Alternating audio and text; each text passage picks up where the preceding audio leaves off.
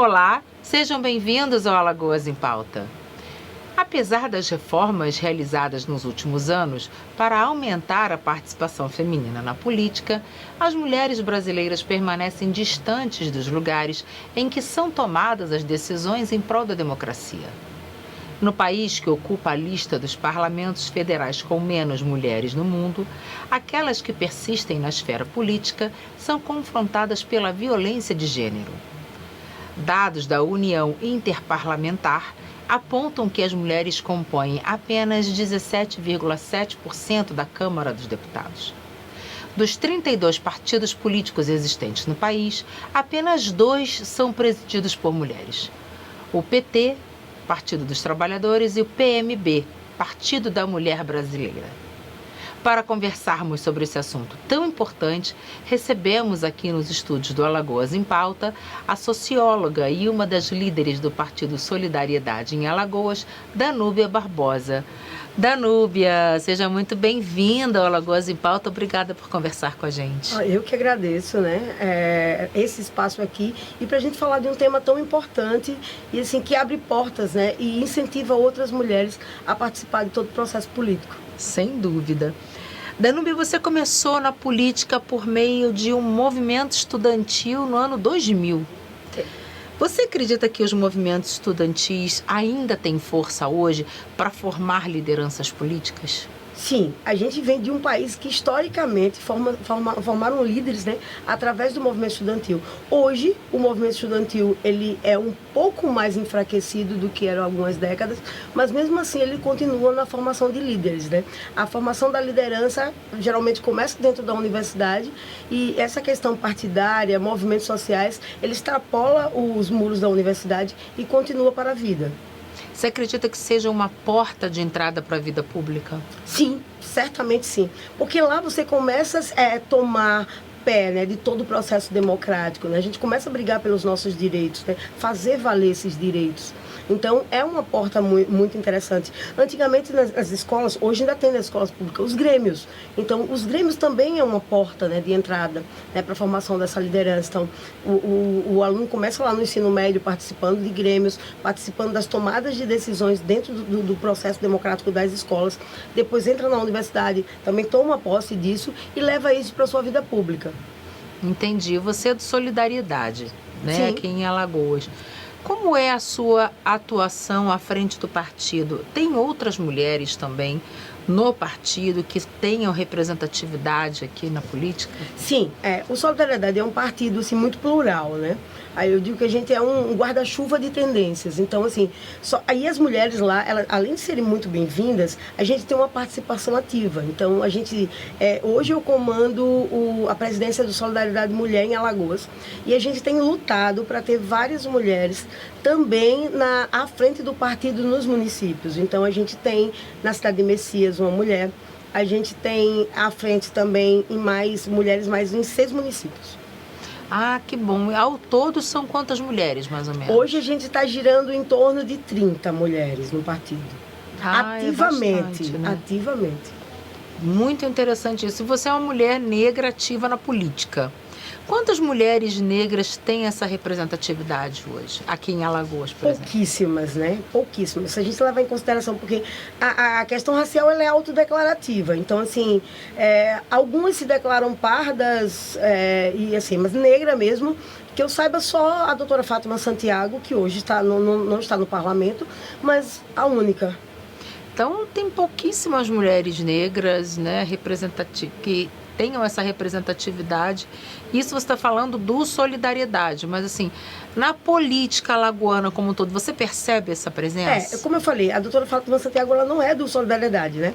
Ela faz parte de outro partido. Então, mas assim, ativamente, quem teve uma voz ativa enquanto mulher negra em Alagoas foi ela. No Solidariedade a gente tem outras mulheres negras também. Só que assim, há uma resistência muito grande ainda. Eu não vou negar para você, desculpa, eu não vou negar para você que existe uma resistência, existe na verdade um grande preconceito estrutural, e eu digo que eu sou prova viva disso. Eu tenho uma resistência, as pessoas têm uma resistência a me aceitar na política. né? Assim, isso é muito grave. E aí eu digo, não, eu vim para incomodar e vou continuar incomodando. Claro. Porque além da política, além da questão, toda a questão de gênero, né, da violência que a gente tem, que sofre de gênero, no meu caso eu também sofro violência racial. Então, é muito mais difícil você, mulher negra, tentar se manter na política, mas é um ato de resistência, né? Você tem que ir resistindo, resistindo, resistindo. Então, assim, eu já ouvi de pessoas dizer, você acha que aquilo ali é o seu espaço? Olha. Então, assim, é muito mais complicado e muito mais doloroso. Mas aí é o que eu digo, a gente tem que ser resistente, tem que ser resiliente também e continuar a luta, apesar de tudo, porque é um espaço que é para todos. É aquele espaço, a mulher está onde ela quiser. Exatamente. Né? Então não existe um espaço delimitado, reservado para mulheres, esse aqui para mulheres negras, esse aqui para mulheres casadas. Não existe. Até porque... E como é que vão ficar as políticas públicas se você não teve a representatividade da mulher negra? Porque, assim, existem particularidades na sociedade brasileira que a mulher negra, ela sofre um peso 3, 4 vezes mais do que qualquer outra mulher. Então, só uma mulher negra para sentir esse peso e conseguir proporcionar políticas públicas para poder, pelo menos, minimizar a situação dessas mulheres.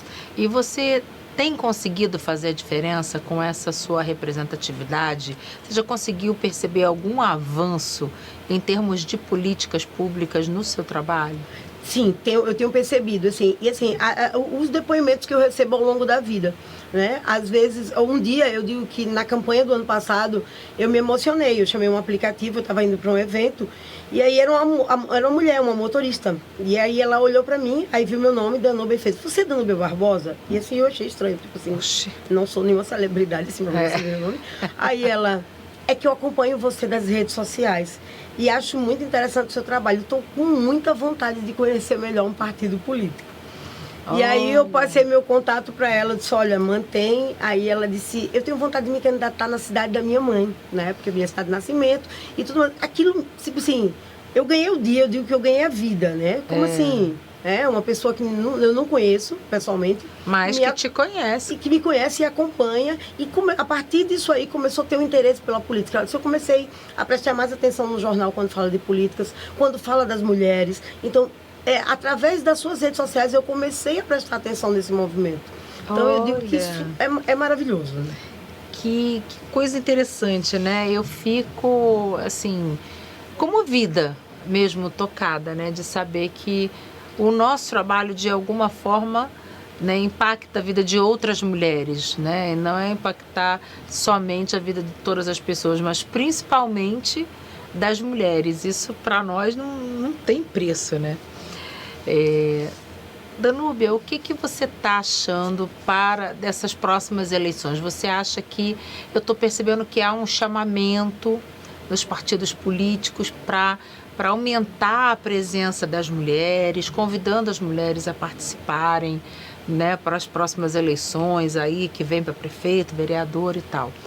Você acha que para essas eleições a gente terá mais mulheres, uma presença feminina maior, ou você acha que vai permanecer no patamar que está? Eu acredito que diante de todo esse chamamento que a gente tem feito para as mulheres participar da vida ativa política partidária, eu acredito que a gente tem um aumento. Até porque a gente tem passado por toda a questão daquelas candidaturas de mulheres laranjas e tudo. Não é o que a gente quer. A gente quer, de fato, a participação efetiva. A gente quer que as mulheres se engajem na vida pública. Porque durante muitos anos esse espaço foi renegado da mulher, né? Os homens, o direito à vida pública. As mulheres, o direito à vida privada. Então, dentro de casa, ela pode fazer o que ela quer. Na rua, os homens é que fazem. Então, a gente tem tentado desconstruir esse pensamento e mostrar que as mulheres precisam ter outras mulheres, seja no parlamento municipal, estadual, a nível nacional, que é para a gente poder, de fato, conseguir representar. Porque a gente é maioria, né, na população, a gente é maioria na população votante, mas a gente não faz a democracia prevalecer, né? Porque a gente tem muitas mulheres que ainda têm essa questão do pensamento construído que o lugar da mulher é o privado e o lugar do homem é o público. Então a gente tem ido aos interiores, a gente tem visitado comunidades e dizendo, não, a gente precisa de vocês aqui, do lado de cá, trabalhando pela democracia, trabalhando pelo crescimento das mulheres e pelo crescimento da sociedade em geral. Com certeza. E as mulheres jovens, você percebe que já houve uma mudança no pensamento, porque é mais difícil você mudar a cabeça de pessoas mais velhas, né? Com mais de 40 anos, por exemplo, né? Que tem uma formação assim mais intrínseca. Você acha que as mulheres jovens estão aderindo mais à vida pública? Ou você acha que ainda tem essa resistência? Tem uma resistência ainda, pela questão de que a gente começou a colocar num bolo só, que política e políticos não prestam. Políticas e políticos é um âmbito que a gente não deve se meter. E aí eu volto todo instante, toda hora, quando eu estou conversando com as comunidades, quando eu estou indo para o interior, eu fico dizendo, gente, o ato da gente escolher de manhã, se a gente quer comer uma bolacha ou um pão, é um ato político, né? Se eu decido se eu vou a pé, se eu vou de carro, se eu vou a cavalo, como é que eu vou chegar no meu trabalho, é um ato político. Então, assim, tudo na nossa vida permeia por dois caminhos, pela política e pela economia. Então, tudo que eu vou fazer, eu preciso ter pautado nisso. Então, eu chego para a mulher e digo, é necessário a sua vinda aqui. Só você sabe, né, o peso que tem, as dificuldades que você sente na saúde, as dificuldades que você sente na economia, seja para manutenção da casa, seja para manutenção da sua vida fora casa. Então, esse é a conversa com as mulheres jovens, e isso tem aderido muito, né? Então ela, é verdade, não, de fato, eu tenho que me envolver em política, assim, claro. Quem é que vai entender um problema de saúde pública que é voltado para a mulher se não for outra mulher?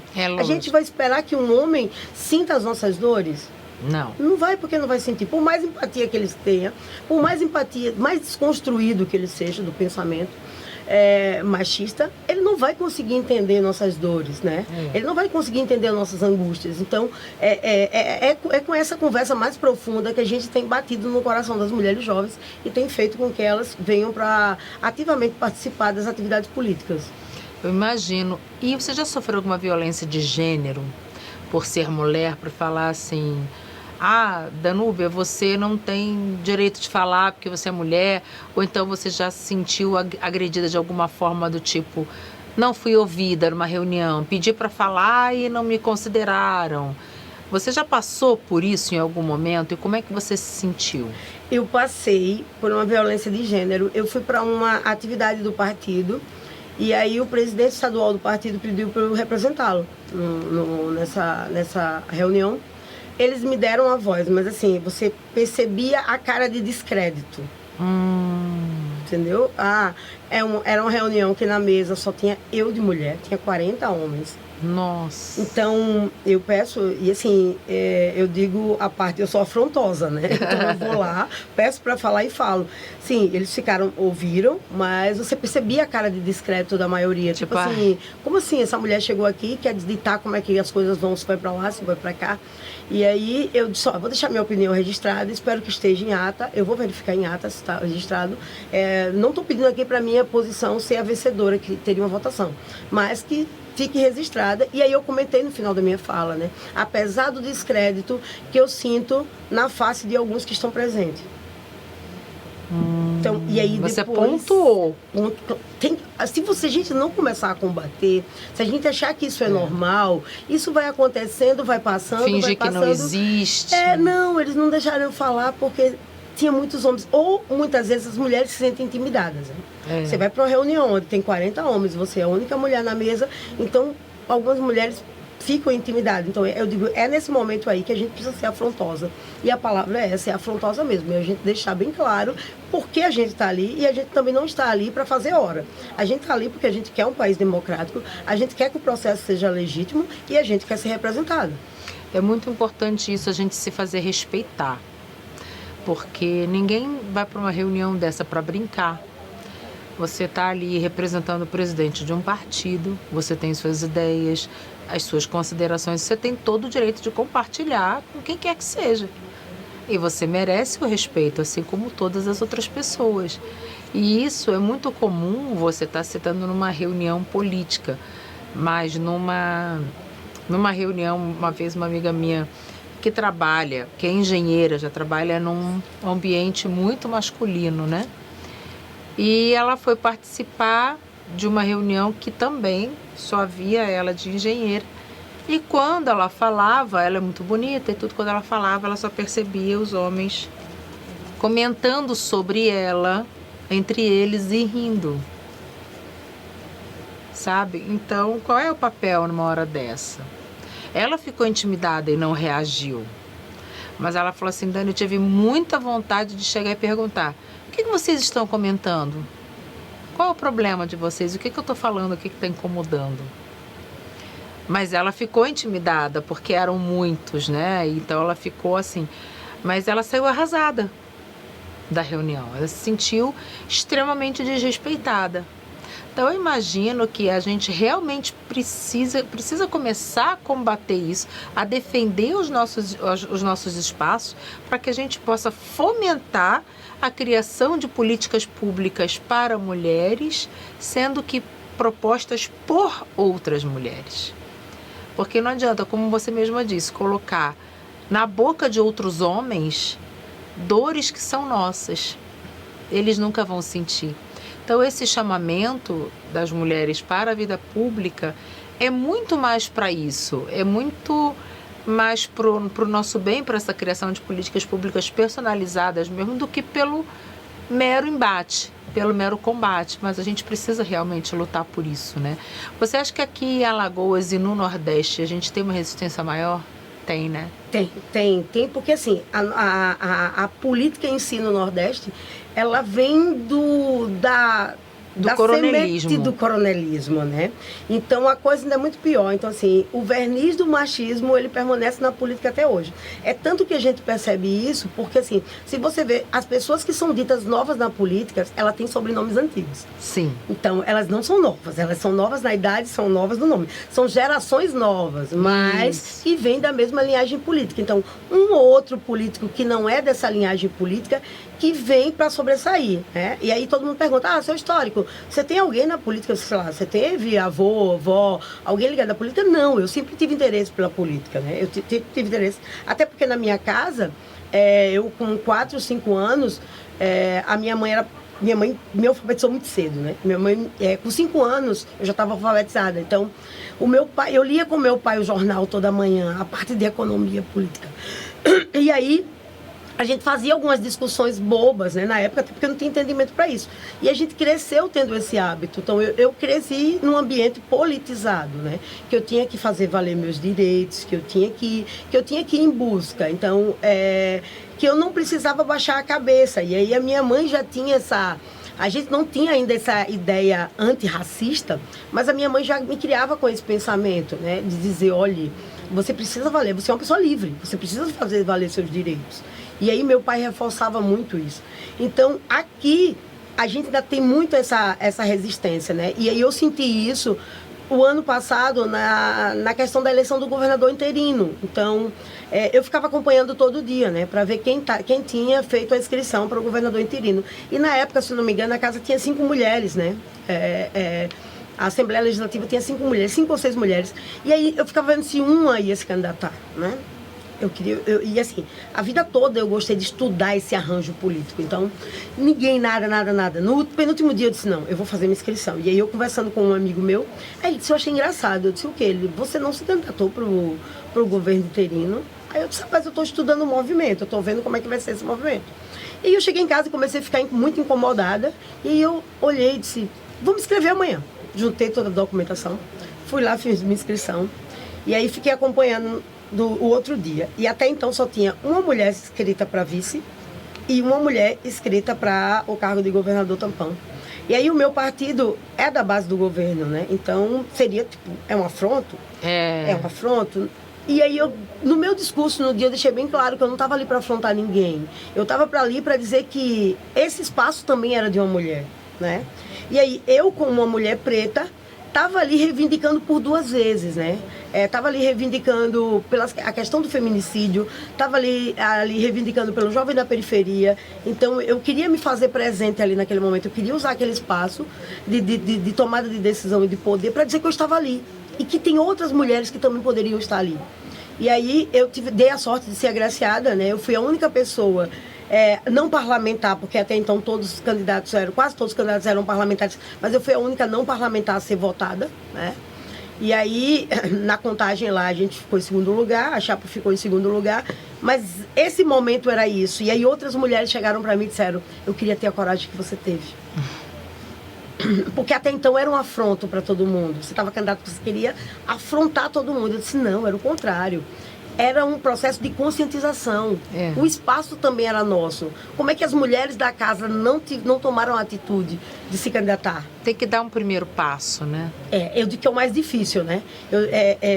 Eu tive um professor que dizia que tanto ser o pioneiro quanto ser o mártir é uma coisa de muito sacrifício. Mas eu digo, se alguém não levantar e dar a cara para bater, como é que outras mulheres terão coragem para fazer isso? Então, uma mulher na política hoje é sempre um ato de muita coragem. E de muita resistência também, né? Você acredita que a gente já falou aqui muito das mulheres jovens e tal. O que é necessário ainda, né, que precisa ser feito para que as mulheres comecem a entrar de fato na política? Porque muito tem se falado da representatividade, o quanto é importante, não sei o quê. O machismo estrutural também, né? A gente sabe que ele contribui muito negativamente para a entrada das mulheres na política. Além disso, você acha que falta mesmo assim vontade em algumas mulheres? É vontade ou é coragem? O que você acha no seu entendimento? Você que já está há 23 anos aí na vida pública. Basicamente hoje não é nem vontade nem coragem. Na verdade é estímulo, né? A gente tem uma educação desde muito criança que o espaço da política não é o espaço da mulher. E assim se cria a política. E aí, quando a gente estuda o movimento das mulheres na política, você vê que as mulheres que começaram a entrar na política inicialmente eram pessoas que, era a mulher do prefeito, que o prefeito já não podia mais se candidatar e substituir o mandato do marido. Botava de laranja. E aí tem a neta, a filha, a sobrinha. Então... Quando não tinha filhos homens. E quando não tinha filhos homens, que só tinha a solução era ela colocar a mulher. Então, assim, era quase que impositivo, né? Não tem o seu estímulo. Hoje a gente continua tendo essa educação que não estimula a mulher para tomada de decisão, seja ela na política, seja ela para a vida pública. Eu digo que a gente já avançou muito, mas a gente ainda tem muita estrada para pavimentar. Né? Aí na escola, né? Na própria escola, a escola não estimula a presença das mulheres, né, na política, plantando essa sementinha nas meninas. Desde do ensino fundamental, principalmente no ensino médio, que as adolescentes começam a formar uma consciência política, né? Eu acho que ainda falta isso nas escolas, né? Você acha que as próprias professoras poderiam contribuir mais com relação a isso? A gente tem muitos professores combativos, né, que fazem com que esse aluno ele tenha consciência política, que ele tenha consciência de classe, que ele saiba por quais motivos ele está lutando, né? Eu não estou votando no fulano ou na fulana porque representa isso ou aquilo. Eu estou votando porque é a continuidade dos meus interesses, dos meus valores, né? A gente precisa tomar a política para si, né? O que a gente ouve... devido a esse baixo estímulo, devido a todo esse movimento do verniz do machismo revestido ainda na política, então ainda existe muita compra de voto, né? Demais. Eu não vou votar numa mulher porque mulher entende de política. O que é que essa mulher entende de política para votar nela, né? Eu vou votar no seu fulano porque o seu fulano está na política há mais tempo. Então, a gente vem com a lógica de perpetuar as mesmas famílias no poder, as mesmas famílias no poder. E eu não consigo fazer essa quebra, né? E colocar, várias mulheres... A Câmara Municipal mesmo conta com 3, 4... De Maceió conta com 3, 4 mulheres. É muito pouco. De 27 representantes. É muito pouco ainda. Então, como é que a gente vai fazer com que essas mulheres incentivem outras, entendeu? A participação ainda é muito pequena, então elas precisam dobrar a sua atuação para mostrar, olha, eu sou mulher, estou aqui no parlamento e consigo fazer as coisas. E a percepção da importância da consciência política. Então, voltando lá quando eu era criança, esse estímulo que meus pais me trouxeram para a vida, eu no ensino médio, eu questionava tudo. Então, tem essa história também, tem toda a questão do machismo que diz que as mulheres não podem questionar, né? Mulher não questiona.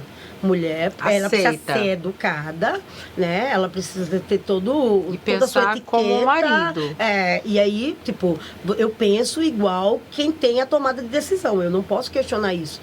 E aí, desde criança, eu sempre fui muito questionadora. Então, eu digo que tem um episódio no ensino médio, né? Eu estudava numa escola que tinha fundamentos religiosos, né? E evangélicos. E aí... Eu sempre fui questionadora. E aí eles queriam mudar o uniforme e fizeram uma coisa meio que descendo de goela abaixo, né? Não queriam perguntar aos alunos se aquele uniforme ali. E aí eu comecei a criar um movimento na escola pra gente discutir a questão do uniforme, porque não era justo. Como é que vai colocar um uniforme se a gente que vai usar? Não é o diretor da escola que vai usar. E aí um dia o diretor da escola chamou a minha mãe, aí a minha mãe disse... Mas assim, eu nunca sou chamada aqui na escola, né? Dona desde do início da vida escolar dela, ela sempre foi muito quieta. Todo mundo só reclama que ela questiona demais. É justamente isso que eu estou chamando a senhora. A Danuba criou um motim aqui na escola, né? Tem um abaixo-assinado rolando, já tem croquis do novo uniforme, já tem tudo. E o novo uniforme está sendo muito bem votado. E aí, por uma questão do machismo, era o 3º ano isso do colégio. E aí eu estava nessa briga, eu já ia sair da escola, mas eu estava nessa briga da mudança. Ele esperou a minha turma se formar e no outro ano ele deu uns ajustes no croquis da votação e colocou o uniforme. E ele disse, minha mãe, ele disse, isso pode ser muito bom, isso pode ser muito ruim, né? Porque a Danúbia, ela é de confronto, ela vai lá pro confronto, ela não quer saber, ela tem a certeza que ela tem um espaço lá para construir. E aí eu dizia ele depois, no dia da formatura do 3º ano, eu sou afrontosa porque, na verdade, meus pais me criaram com essa consciência, né? Não é tudo que eu tenho que aceitar.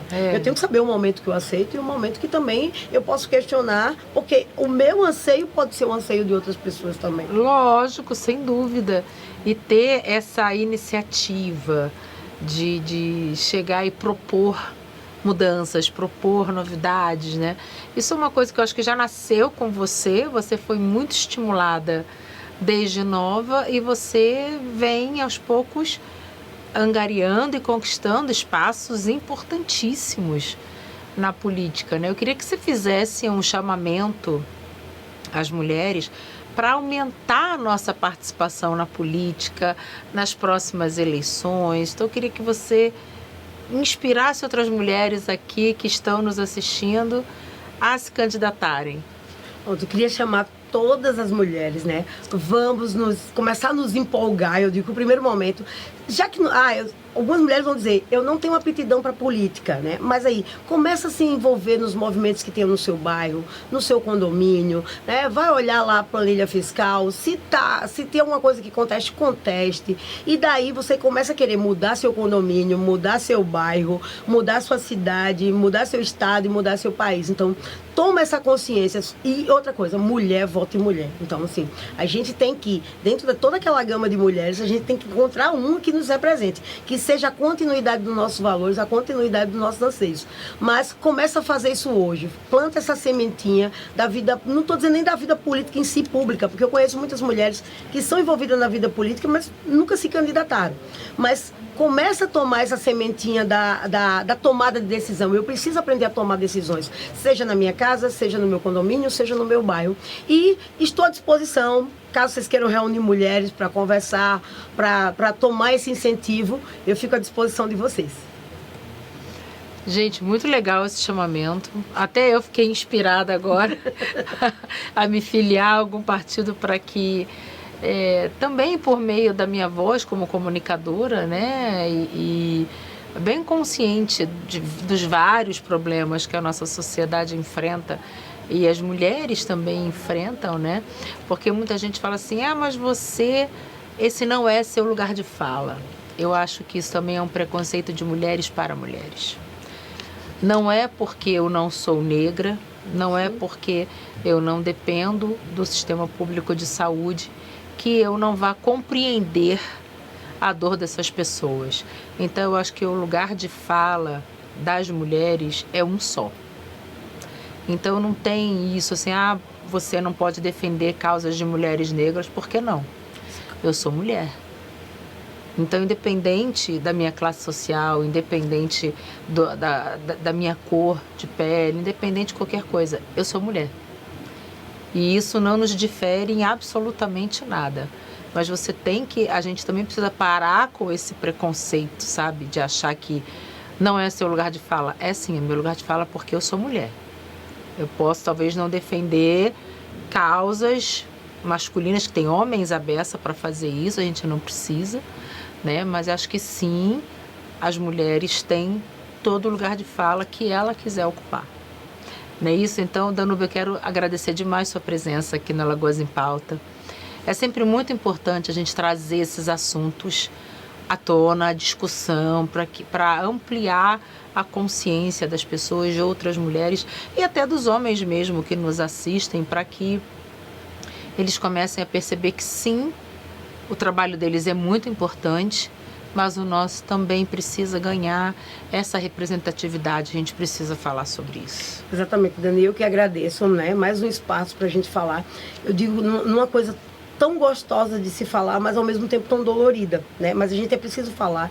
Eu digo que a gente precisa abrir os espaços da sociedade civil organizada para discutir de fato a participação ativa da mulher, né, nos espaços públicos, nas tomadas de decisões. E aqui, muito bem recebida, né? Abrir essa porta. Que bom, muito gratidão total pela sua empatia, né? Como você falou, não tem a questão da cor de pele, não tem questão de gênero, né? Talvez você não entenda a dor que uma mulher preta passa, mas você entende toda a problemática que nós mulheres temos. Sim. Então isso já é o suficiente, né, para você entrar na luta. É o que eu digo quando fala em questões de gênero. Gente, você não precisa ser gay para defender um gay. Lógico que não. Direitos humanos, é nosso direito à vida. Exatamente. É nosso direito de ser livre, né? Então, é um espaço de profunda reflexão esse aqui e espero que a gente consiga atingir várias mulheres com esse espaço e muito obrigada. Imagina, é um exercício empático, né, que a gente tem que fazer o tempo inteiro. E muito obrigada a você que nos acompanhou até aqui, espero que tenha gostado e até o próximo Alagoas em Pauta.